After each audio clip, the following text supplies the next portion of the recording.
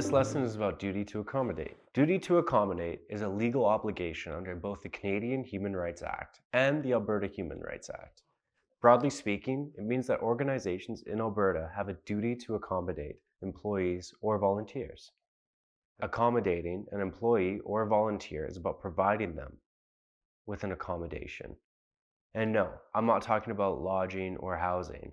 Providing an accommodation means adapting or adjusting certain rules, policies, spaces, or environments to help reduce or remove the challenges that someone might face. Because of a specific characteristic like age, disability, or religion, these characteristics are called protected grounds.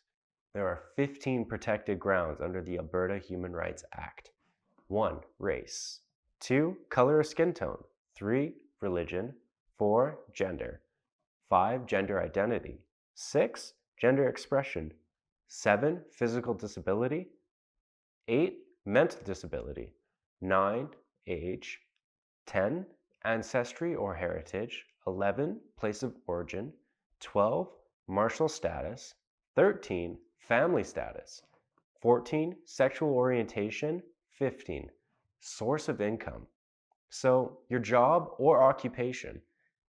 So when it comes to duty to accommodate, we're talking about accommodations an employee might need because of the challenges they face on account of their race, their gender identity, physical disability, or mental disability, or any other protected ground.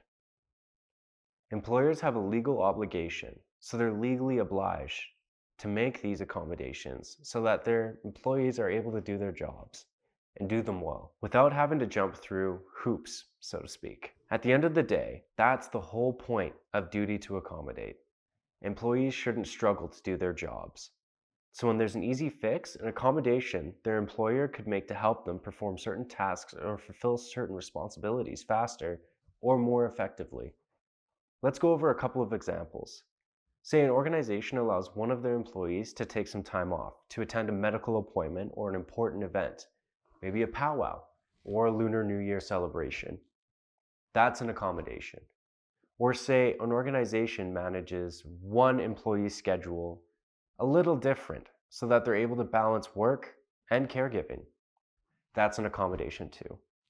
Or maybe an organization provides an employee who is blind or visually impaired with some kind of assistive technology like a screen reader, for example, or maybe they just have adjustable desks. So, desk where you can adjust the height. To accommodate an employee who uses a wheelchair or an employee with dwarfism, maybe they even have a room where employees who practice Islam can go do their prayers throughout the day, or where neurodivergent employees can go to self-regulate. These are all accommodations. An accommodation is any modification or adjustment that allows an employee to participate more fully in the workplace. That is, more thoroughly or wholeheartedly, so that they are on par, so to speak, with their colleagues, meaning they are not a disadvantage relative to their colleagues. The accommodation makes it so that they're on equal footing, quote unquote. Consider, for instance, the employee that's balancing work and caregiving.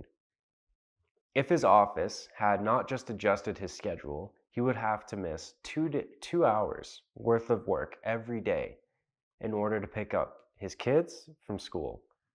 But because his employer adjusted his schedule, he can now do those 2 hours of work in the evening after his kids have gone to sleep. So he can work a total of 8 hours a day, just like his colleagues. The fact that the employers have a duty to accommodate means they must take reasonable steps to accommodate their employees to meet their needs. The key word here is reasonable. Employers must take reasonable steps to employee needs.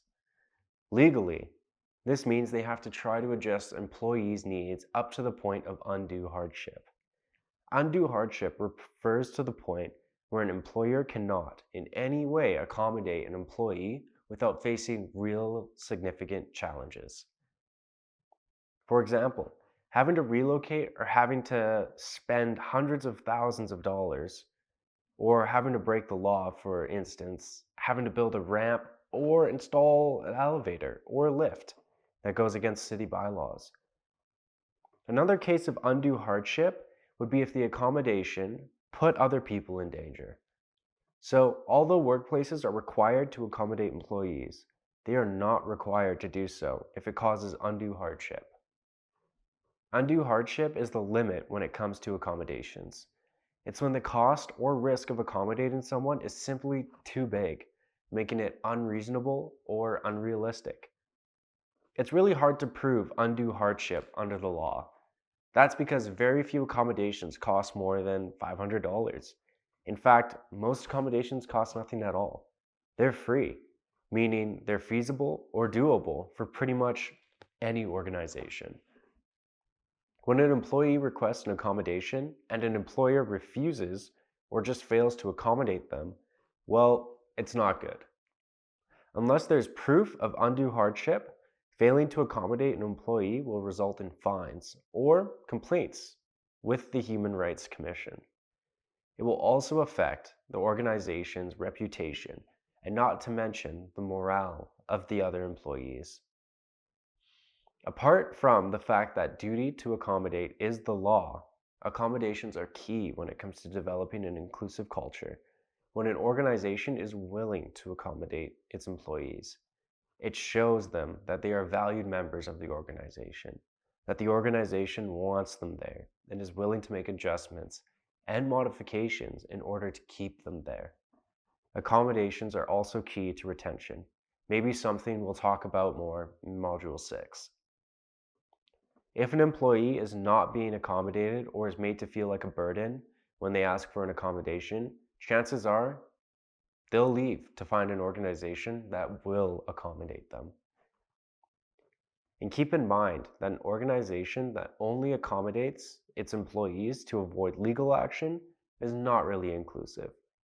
So, we are not going to make staff feel included by providing accommodations only when we absolutely have to. We're going to make employees feel like they are a burden to us, like they are annoying or inconvenient, which is going to push them away. And so, what are some things to consider in terms of disability, indigeneity, and racialized newcomers? Our three Jedi lenses. For starters, let's consider the fact that accommodations are not just about disability. Everybody will need accommodations at some point or another. However, it is worth noting that more and more Canadians are identifying as having a disability, and that the working age of Canadians is going up, meaning there will be more people with age-related disabilities in the workforce. So employers probably will see more requests for disability-related accommodations over the coming years. But this isn't something employers should be afraid of. A lot of the time, people think accommodations for employees with disabilities are different for other accommodations, that they're somehow bigger or more expensive or maybe more complex than the accommodations we might give non-disabled employees. This really isn't true. It's an idea that stems from ableism, the system of oppression targeting people with disabilities. An accommodation is an accommodation, and it shouldn't matter whether you're providing that accommodation on the basis of an employee's religious beliefs, their caregiving responsibilities, or their disability. There's no reason to believe accommodating one person would be costlier or more challenging than the other. Again, we can trace this back to ableism. If you'd like to learn more about ableism, I encourage you to check out Module 2, specifically Lesson 7. Another thing I'd like to point out when it comes to accommodations and disability is the fact that we really can't make any assumptions.